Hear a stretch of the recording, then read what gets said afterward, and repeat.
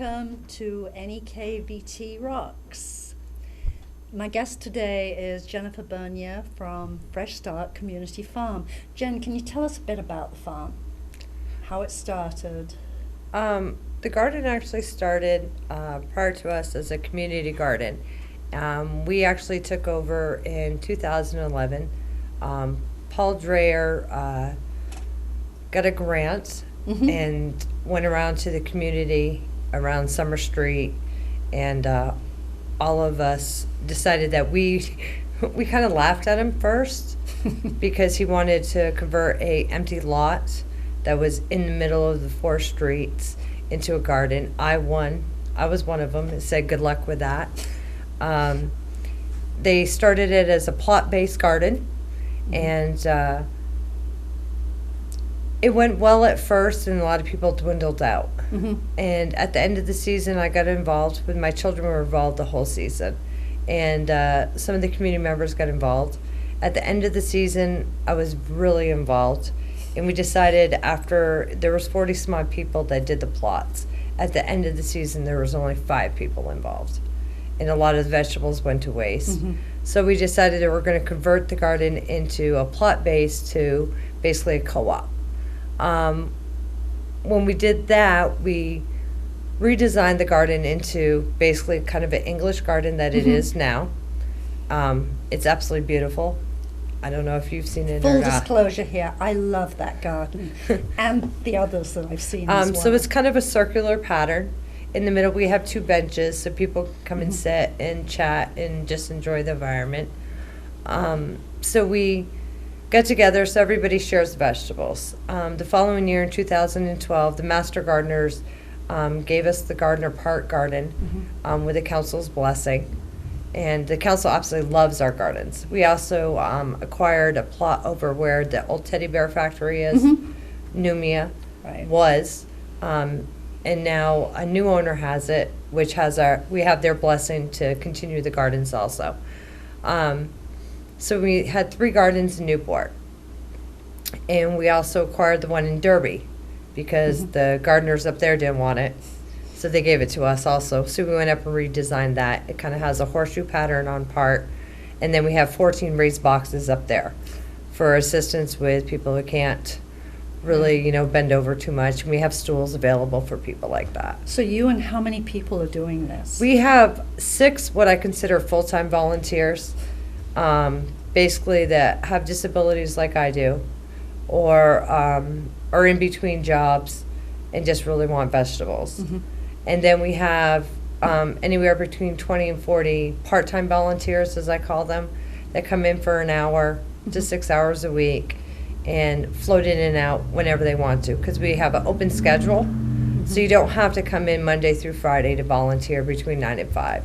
If you want to go in at 6 o'clock at night and weed for an hour, if you want to come in on your lunch break and weed, you can, because we put out pink flamingos into the beds. So if you That makes perfect sense for Newport. yeah, if you go in the garden, you see a pink flamingo in a bed, it means it has to be weeded. You weed the bed and then you move it to the next bed for the next person that comes in. It sounds corny, but it sounds great. It works for us. So all the volunteers, when they come in, they sign an agreement basically saying they're not going to trash the garden, and they're going to abide by the rules, and they learn about the pink flamingo. And so they know if they want to weed 4 beds, they can weed 4 beds. They just got to move the pink flamingo for the next person that comes in. So they know that, that's where they start off. And we put up whiteboards that says what chores need to be done or what needs to be done. If it's done, they just put a line through it just so the next person knows, oh, okay, the fencing needs to be, tightened up, or scarlet runners need to be planted or whatnot. So it works out pretty well. And how do you know who's done their work shift? Because my understanding is it's sort of pay to play. So if you work, you get veggies in return. There's sign-in sheets, and I also, as coordinator and main volunteer, I go to the gardens every day, so I know what's been done, and I check the sheets. So if you say you were there for 3 hours and there's, a half a bed done, You know I was pathetic or I wasn't there. Well, not really pathetic. If I know that you're a very slow weeder, but I know that you are very meticulous and that bed looks absolutely amazing, I'm not going to say anything. But if you've done 4 beds and they're, you know, messy weeded, I'm going to be happy with that. That's less that we have to do on the thing. But if you were there for 4 hours and it doesn't look like you touched anything, Forget it. I'm going to be questioning it, and I'll be like, hey, Pam, Yeah. you know, why don't we work together so I can see if maybe you just need help, that you really don't know how to weed, and that's all there is to it. Maybe just re-education. So it isn't. So it isn't. There's no bad gardeners. It's just gardeners that need more education. How do you recruit? We do a lot of Facebook. We put out brochures like at the food shelves. We try to aim for the middle class. We're not affiliated with the city. We're not affiliated with the WIC program or what used to be called the welfare program. Right. I don't know what's called now, the SNAP or the Family Children's Program. We're independent. So it doesn't matter your income level. You could be rubbing 2 pennies together and hoping to make it to the next paycheck, or you could be so rolling in cash that you could give it away. Our goal is just to get out vegetables to the community. So we put it out as Facebook, word of mouth, flyers. We don't have a budget. Everything we get is donation. So, and fundraising. We have a fundraiser right now. We have new signs that we got last year we're finally getting out, that you can put a sticker of your business or your family name for $25 onto the sign, a vinyl sticker, and keep it on for the full season. If you want to keep it on next year, it'll be another $25, and that money goes to seeds, equipment, that kind of thing, which is, I think, really good. That's great. Yeah, which I think is really exciting. Yeah. How do you measure success? We measure success by amount of vegetables that we get out to the community. Last year, we donated a little over 3,000 pounds of food. Wow. Yeah. And last season wasn't that good a year. Yeah, because the was season before, we did 5,700 pounds of food. That's amazing. And this last season, we only did 51. So it was like 600 pounds less. But it was really rainy in the beginning, kind of like this one. I was just going to say, are we ever going to get summer? We are. Promise? Yes, I promise. It'll be short, but we'll get summer. So, yeah. So it depends. The weather really boots us in the butt up here. So Yeah. we got to make the best of it. So we work in days like this, as long as it's not downpour. Right. We're out there. What do you do with all of the veggies? I've seen some fabulous photos. I saw a photograph of your husband with a radish that was about that size. Yes, that's a black radish. They get really big.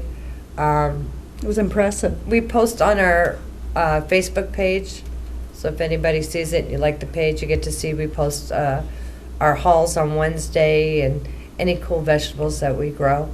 They're black radishes. They can get really big. They grow for about 80 days. They can get up to, that one was a little over a foot long and it weighed a little over 4 pounds. And it wasn't woody at all. It was delicious, but you got to peel them and they're hot, very hot. What we do with the vegetables, we give a portion to our volunteers, and we make sure they have at least a vegetable for at least 5 meals, regardless of how many hours they do, because we have so many vegetables. Our largest haul for one day was a little over 1,100 pounds, which is really good. That's impressive. So we make sure that our volunteers all have enough food, and then the rest of the food, a lot of it goes to Cornucopia, which is the Meals on Wheels program, and they do a meal in the dining room to help fund themselves. We try to get vegetables to the school when they're in session, because they have a really cool vegetables and fruits program that they do, so the kids can try a new vegetable for their snack. So we try to get that to Newport City School, and we give some The to elementary school? The elementary school. We give some to the junior high. We're trying to get into Coventry and Derby Line. It depends on how much vegetables we have. Right. There, we try to do the community meal sites. This year, we're going to attempt to get into the commodities program, which I'm really excited about. Mhm. And we also do Ding Dong Ditch. What's that? Um, That one I haven't heard of. Ding Dong Ditch, it used to be a really bad thing. Basically, is in negative, it's going to sound awful, is where you used to put a flaming bag of dog poop on somebody's doorstep and you, I've never heard it called that. well, you ring the bell Yeah. and then you run away. Yeah. But we have the kids basically put the vegetables onto older people's door Uh-huh. and they ring the bell and they run away. The first year that we did it, the older people, we just bring it up and the older people try to pay the kids for the vegetables. Mhm. And so we didn't want them to pay for it. We just want to give it to them because we know they couldn't get out in the garden, Yeah. even though they supported it. So, so the kids, if they come back with money, it was a fail. So they play Ding Dong Ditch with the vegetables. So Uh-huh. they put it out, and it's so funny watching them because they're behind cars, you know, the trees, trying to like hide. Look like a tree. So the older people wouldn't see them with the vegetables. And we have some people in the neighborhood we know are going through hard times. They lost their job, cancer, or Yeah. whatnot. So you'll see the kids, you know, doing some crazy moves, trying to get away from 'em so they can't see them. Like, don't see me. So we play Ding Dong Ditch with the vegetables if we What know. a great way to get kids involved. And we also donate to the local, there's an adult daycare center that we Yes. give food to, and Gilman Housing, which is independent living for Mhm. people with Oh, disabilities. that's Rural Edge now, Yeah, right? Rural Yeah. Edge. So we bring a box over and they put in their lobby and so the people can take it. So we do a lot of different things with the vegetables. We try to make sure that people that actually need it get it. And then we give it to the food shelf also, NECA and Mhm. St. Mary's. We also donate some to them too because they do a food shelf also. Amazing. Do you have any problem with vandalism? We've only had 2 incidents, and it was little kids. Then we invited them in back to the garden because we You found caught it. them? We caught them. They usually route themselves out, which is funny. Kids usually do that. We asked them to write a letter of apology after we explained to what they actually did. Mhm. We invited them in, basically made them do Community service. community service, and then Restorative justice. yeah, and after that, they actually became really good workers in the garden. So we only had 2 incidents with it, and that was like the first year. Mhm. And after that, we haven't had no problem with it.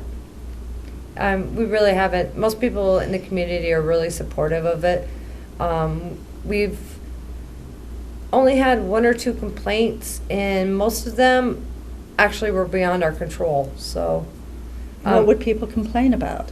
We had a complaint about tires in the garden. Oh, People didn't understand we were using the tires for potato towers. yeah. So we've painted the tires now, so people know that we're using them for the garden because we do a lot of upcycling. Right. Like we have a shed that we built out of old doors. Is that the one at Gardner Park? No, that's the one we have at Summer Street. Mm. We actually asked people for their old doors because we didn't have a shed. And we made the shed out of old doors. So if you look at it, you don't know which door you're actually supposed to go in because they're all doors, which is kind of fun. We built a fence out of St. Mary's old deck. Mm-hmm. We built strawberry beds out of their flooring of their deck. We built, we built benches out of pallets. I mean, we do a lot of upcycling. Most of the stuff we have is all donation. Do you have a wish list for donations? We always Other do. than money. Money's always a good one. I'm sure that's always number one. We always take seeds, plants, hoses, tools, anything like that. Basically anything you use in the garden. And we like decorations too, because it helps beautify the garden. You mean like flamingos, or We have did you enough have other things flamingos in right now. mind? We actually had a lady that had a whole flock that actually donated to us after we posted that somebody stole our flamingo. She brought us 10, Oh! which is amazing. And they're all cool. They're all different. One was wearing a hat, which is Yeah. amazingly funny. Yes. No, we had a lady brought us these Rambo trellisings that we use for beans. Mhm. And so we have all kinds of cool stuff. But anything like that, garden related, we basically won't turn you away. You don't need any more doors? No doors. We're good. No, actually, the Boy Scouts actually built us another shed that's over at Lake Road. It's absolutely beautiful. A nice, with the help of the Rotary and Pick and Shovel, and a lot of the local businesses are very supportive. And Pool and Lumber helped build a shed over at Summer Street after we built the door shed.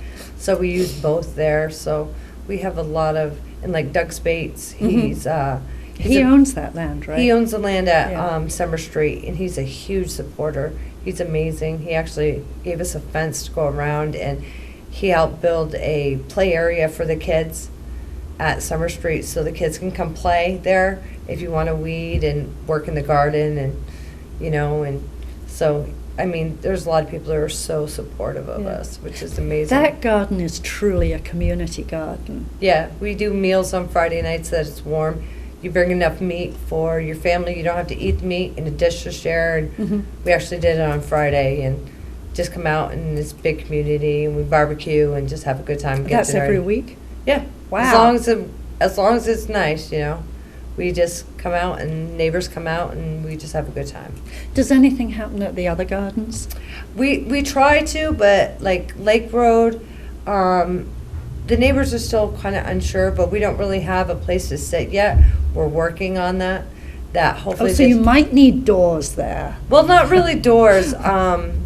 We're working on pallet picnic Benches. tables and Yeah. benches. So if we can get a nice sitting area, I'm hope to drag in the neighbors and try to do the same thing. But we might do it like on a Thursday night, so that way we Yeah. can stagger it so I can be there and get to know the neighbors. What about the Gardner Park? Because when I've been down there, I see that you have a memory that was donated by Barbara Malloy. Yes, love Memphre. Yeah. I'm going to be painting him and getting him fixed up because the weather's this winter kind of made him crack a little bit, but I got all the stuff for Didn't it. do much for any of us this winter. No.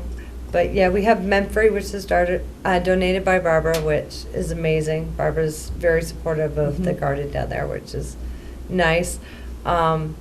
We've actually put in a new deer fence that Passumpsic Bank was nice enough to donate because we have a herd of deer that love our garden. Yes, they do. As much as we do, yes. Mhm.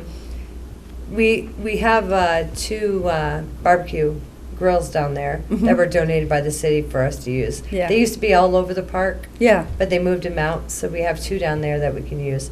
And I want to start doing stuff down there, inviting the community to come down, and because they have the music and stuff there, Yeah. so I would like to do more down there and start maybe doing something down there too. The concerts are Thursday nights, are they? Wednesdays. Wednesdays. Oh, that would be perfect. Mm-hmm. Yes, it would be. And also a great way to recruit people to do some volunteer time there. Yeah, on farmers market day, a lot of farmers market people Saturday, come yeah. over and work in the garden with us. Oh, that's nice. Yeah, the husbands that get stuck going with the wives, they come over and play in the garden. Yeah, it's quite funny. He's like, they come over and they're like, okay, I'm kind of bored over there when they're What can I selling. come and do over here? Yeah. So we get to see them. They come over and they love the garden too. So Yeah. yeah. The garden, I was down there, I guess about a week ago, Yes. and I was so blown away, impressed with how immaculate it was after the winter. I mean, I'm a gardener. My garden looks like a bomb has hit it at this point because, I don't pull out all the weeds at the end of the season because I claim I'm leaving it as habitat for critters. So in the spring, of course, it's horrendous. But your beds were immaculate. Yeah, we pull all our vegetables and our weeds at the end of the season. Yeah. Yeah, we try to get it all cleaned up. It was beautiful. Thank you. Yeah, we had a couple of people like, oh, you did really well in the garden. It's like, we actually haven't touched the garden yet. It was amazing. The beds were just so neat. Yeah, we try to keep it clean like that. I was also really impressed with who was down there volunteering. Yeah, we had a council member. You had 2 council Yeah, we had members a down there. Yeah, we had a council member show up, then another one, yeah. And a whole bunch of other people who were there just happily working away, and kids. Yeah, we love kids. We actually have kids' beds in 3 of the gardens that they come and they pick the vegetables and then they get to weed it, cultivate it, and then they get to eat it. So they get to choose, which is kind of fun. Yeah. What do they grow? Kids are funny. They like peas. Of course, so do I. Nasturtiums. Mm-hmm. I have a funny nasturtium story. First year we grew them, they didn't want to eat flowers. It was weird. So I went by and I picked a nasturtium. I ate it, and they're like, "What are you doing, Jen?" I'm like, "Oh, you don't want those. Those are adult vegetables." And they're like, "What does it taste like?" I said, "Well, this one tastes like pepper. You know, it's a little spicy." I said, "But don't touch them. They're adult vegetables." Well, they did this little weird walk by and snagged one. Went around the corner and ate it. Next, you know, they were walking by and snagged another one. They're going around the corner. Pretty soon we had all the kids in the neighborhood at Summer Street were going by snagging them. We had to stop them because they were clear cutting they were clear cutting the nasturtiums, and it was like, so anytime a new kid, "You gotta try these." So we ended up having to plant 2 beds of nasturtiums, one for the kids and one for us just to use. But yeah, so they usually plant peas, nasturtiums. Carrots are a big one. They're slow growers, though. We overwinter them, so they can get them faster. So we overwinter them for them, which is something we learned to do, which is kind of, you know, Google's a great thing for learning that kind of stuff. And YouTube. YouTube, yeah. Let's see, what else do they usually grow? Cherry tomatoes are a big one. They like the black beauties. The black ones are one of their favorites. They're sweeter, they say. Yeah. Let's see what else they usually grow. Peas. Let's see, they like the snap peas. Carrots. Cucumbers. They like the small Gershon, the little ones. And that's usually about it. It's usually the non-scary vegetables. But yeah. But then they're usually going through our garden and just picking. Yeah, they like picking. It's quite funny. So if you were looking for donations of plants, what would you want? For those of us who have gardens and who are always happy to clear some out. I mean, I know I've just dumped a load of mint on you. That was really sneaky. We like that. We're all set for mint right now. Yes, thanks, I'm Val. sure you are, and probably for life. What else that people have already that they're splitting? Rhubarb? We'll take more rhubarb. We have a nice patch of Summer Street. We're growing a nice patch down at the Gardner Park Garden. Yeah. We'd like to get some at the Derby Garden, and we'd like to get a nice patch going at Lake Road. We just harvested it at Summer Street, which is great. Yeah. Basically, anything. Well, you let us know what you have, and we'll figure out where to put it. How about some Jerusalem artichokes? Sunchokes? We have a small one at Gardner Park. But yeah, you know, anything. You could take more of those. Yeah, anything basically. As long as it's edible, we'll find a place for it. Because, you know, food up here, we're in a food desert, whether people like to realize or not. Even though we're in Vermont, and educating people on new foods to eat and different ways to cook things is something that I'm really passionate about. And I let my volunteers know when I give them something they're not used to. Okay, this is how you cook it, and here's a different recipe, and just try it. If you don't like it, you don't have to, but just try it. So a lot of the volunteers have tried new things that they've never tried before, and they absolutely love. You were doing some cooking classes at one point, is I that did it correct? in my house. Yeah. Are you going to do that again? Yeah, I'm trying to get Cornucopia to work with us a little bit on that. Yeah. To see if we can open it up. Because they have that fabulous kitchen. Yes. But we're open to anything. We do classes in the garden, too. I would love to be able to do canning classes to a wider variety.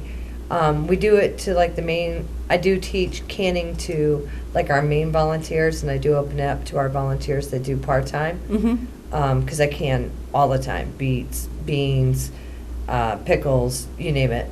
Hot sauce. Hot sauce. Yeah, I'm a big hot sauce. And yeah, we do tons of hot peppers. But I would love to open it up more. And I would like to work with like Cornucopia to teach people how to can. Also, we do a lot of freezing and blanching. Try to teach people how to preserve the food if they get a lot, because sometimes people get a lot of vegetables. Right. You know, a lot of greens and stuff, and instead of letting them go to waste, you can blanch chard and collards and spinach and freeze it. peas and all this stuff. So it'd be nice for people to know how Yeah. to do that. Did you grow up cooking? Yeah, actually, we cooked a lot when I was younger. And I like doing it. Yeah, because a lot of people who didn't grow up with food in their background, other than what they bought in the store, it's really hard to even begin to know how to do it, what to do. So you're doing now for other people what you learned at home. Yeah, and also it just food tastes better. That's not pre-prepped.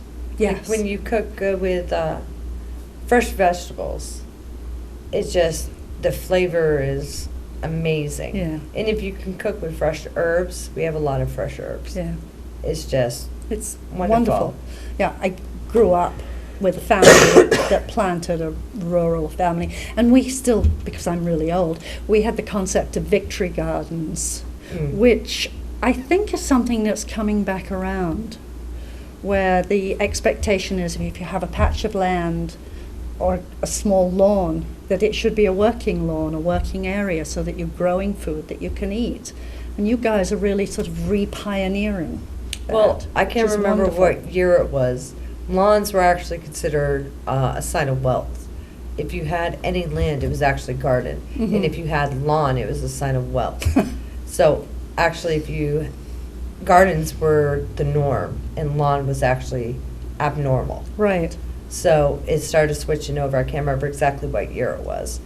So, trying to take land back and actually having a garden outside of your kitchen Mhm. used to be totally normal. Yes. So I just think growing your own vegetables and eating food that you've grown is very satisfying.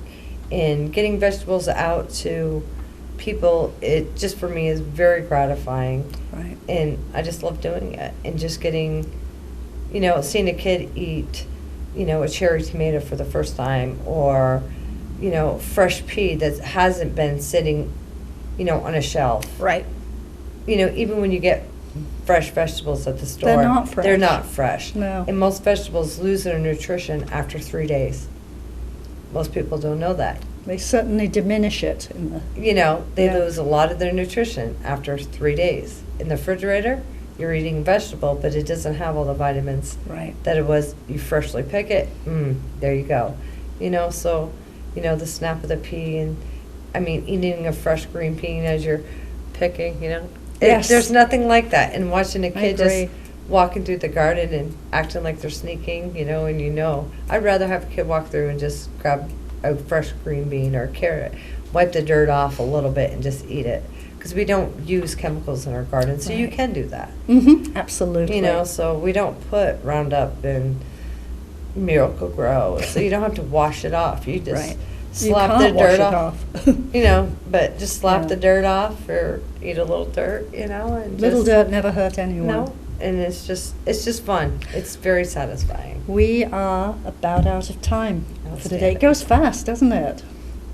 Yeah. So thank you so much for coming. And how about at the end of the season coming back and we can look at what you harvested this year. And if people are interested in contacting you and volunteering, they should go to your Facebook page. Come, go to the Facebook page, or if you know where any of the gardens are, there's a number you can get hold of Jen Lathede, and she'll put you in contact with me or one of the garden managers, and we'll get you signed up. Excellent. So that's Fresh Start Community Farm Facebook Yes. page. Great. Thank you so much for coming in. Thank you for having me.